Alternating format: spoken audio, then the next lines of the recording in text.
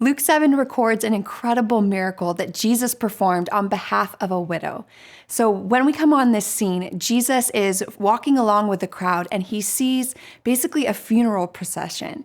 And he realizes that the only son of a widow is being carried out and she's just getting ready to bury him.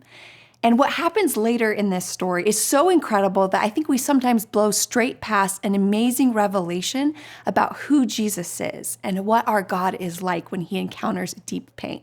So I'm going to tell you what happens later in the story, but then I'm going to bring it back to the easiest verse to overlook in this story. So basically, Jesus actually raises her boy to life. And it's an incredible story about how Jesus is able to restore the son to his mother.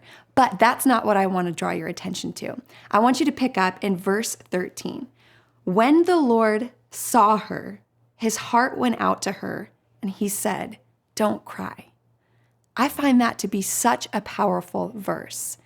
I don't know what you're walking through right now. Perhaps there's some deep pain in your life. Perhaps it's a diagnosis you're walking through. Perhaps you're walking through a child kind of walking away from all that you have taught them. Whatever the deep pain is in your life, I need you to know this.